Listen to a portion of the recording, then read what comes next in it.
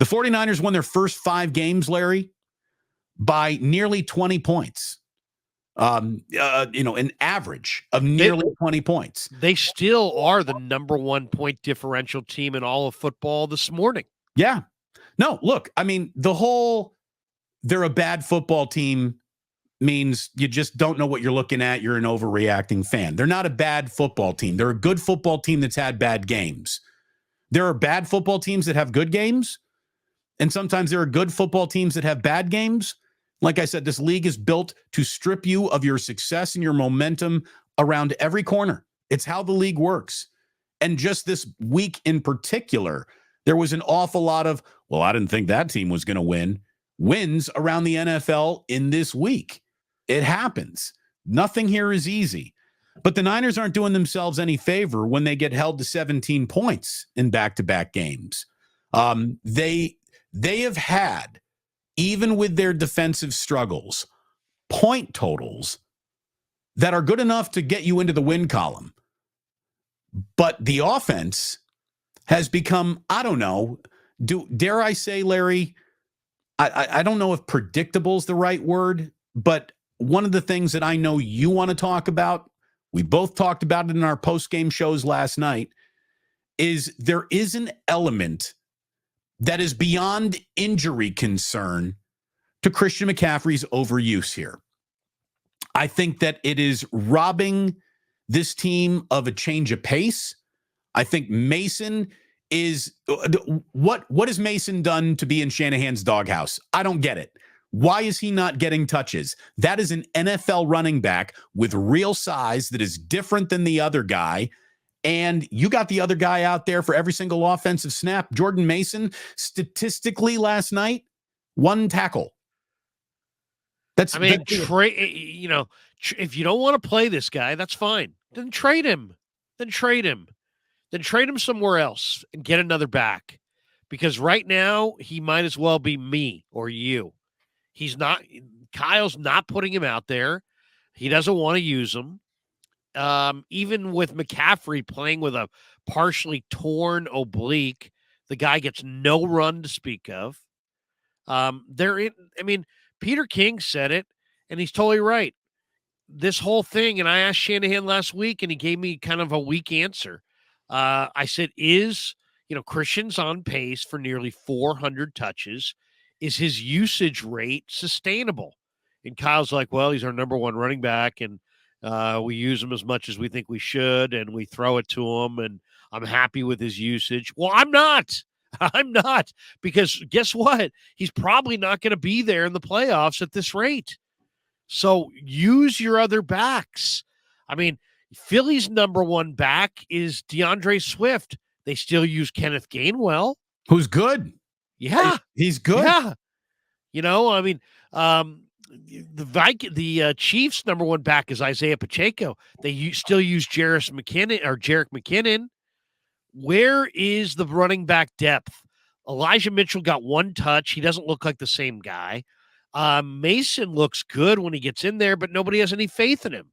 So if you don't have any faith in him, then trade him. Go find a back that you have faith in that you can utilize opposite McCaffrey, because otherwise you're going to get to the playoffs and there isn't going to be a McCaffrey. I mean, that's the reality. He's dinged up. We're not even halfway through the year. He's taken a workload that's, McCaffrey runs upright and he takes more hits than your average running back because of it. And here we are, it's not even week 8 of a 17-week season, and the guy has touched the ball a ton. He's been very good, and he promises to be very good if he's fresh, if you can have him upright in the playoffs. At this rate, we're going to find out about who the Niner backup running backs are in the playoffs. Yeah, I would agree with that, Larry. I would, and look, the one attaboy of last night's game probably goes to Christian McCaffrey, right? Even though it wasn't a good game for Christian McCaffrey, by Christian McCaffrey yardage standards, he still scores 2 touchdowns, the only 2 touchdowns of the game for the 49ers, and now stands alone second in NFL history with a touchdown in consecutive games, 16. That includes the playoffs. He had 2 last night, and he wasn't even at his best and was given a monster workload. And I just think look, he's an unpredictable player.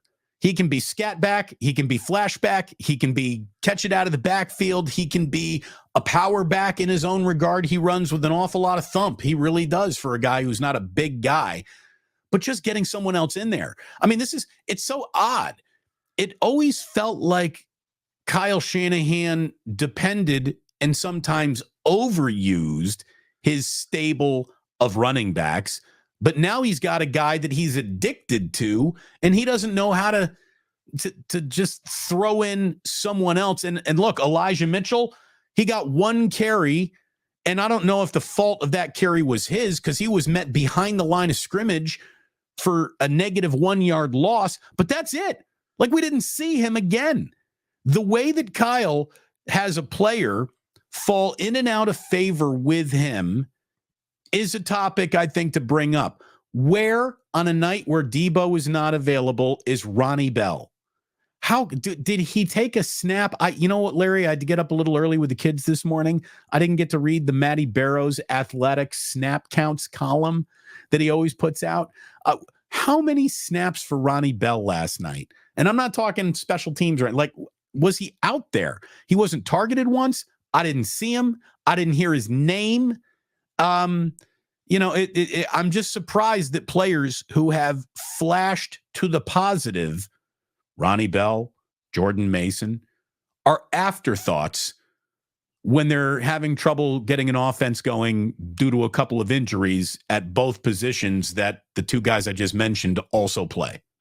Well, where's Brandon Ayuk? Ayuk was this unstoppable force in the preseason, and they can't get him going. I mean, it's amazing. I mean, he looked incredible this summer. I thought he was going to go off. They only targeted him 6 times.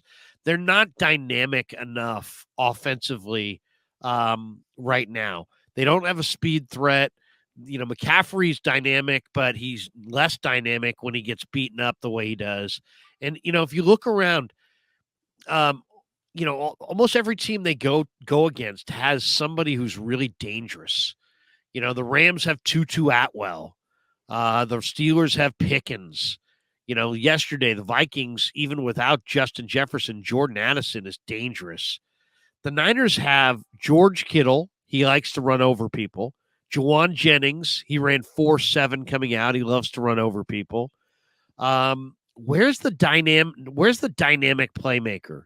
I mean, if you're saying it's Ray McCloud, I mean, he's a spot player. Yeah, he only got 3 targets all night. It should be Ayuk, but obviously defenses are trying to take him away.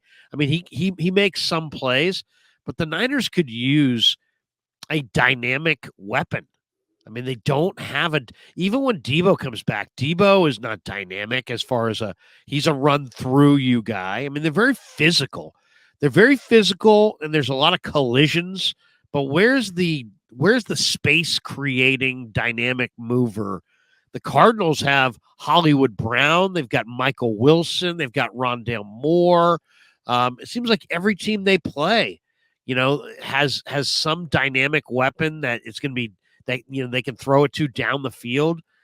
I'm not seeing the dynamic weapons. I just am not seeing them. They need more speed. Well, and what you need is to feed the hand that is eaten. And it feels like Kyle goes away from things that work in the name of, well, I'm setting up a play for later. Don't worry about setting up a play for later. Just go with what's working. You don't need to set up a play for later when you got something that's really, really working. And it feels like there's this need to spread it around. I mean, this is when we were doing segments about Kyle's arrogance, you know, he wants the system to be the star. He doesn't want necessarily any player to be a star. I don't think it's time to go relitigating Kyle Shanahan. You know, I just saw a guy in the chat say, the problem is the punk privileged head coach. No one said that during a 16-game winning streak, which he just had. Kyle Shanahan is officially, 16-2 in his last 18 games coached. And that is a ratio that you would take 1 billion out of 1 billion times I don't think the problem was Kyle Shanahan last night, but there is some arrogance in the way that he rolls out or restricts players for whatever reason. And, George Kittle, Brandon Ayuk needed a massive amount of targeting last night. Neither really got it. I had, before the game started, I sent it at 5:09 p.m. So just before kickoff last night, Larry, my 3 final thoughts of ingredients that the Niners would need to win last night's game. And the Niners were 0 for 3 in my 3 thoughts, which were, number 1, hey, scoring on the first possession has been Kyle's calling card. Some more of that, please. Didn't do that. McCaffrey fumbled. Number 2, how many first half touches for Mitchell or Mason? In other words, is he getting someone other than Christian McCaffrey involved in this running game to wake it up a little bit? Well, a massive strikeout on that for Kyle. We didn't see Mitchell or Mason, but for a carry. And I said, you need an 8 to 10 catch game from either Kittle or Ayuk. And you didn't get that either.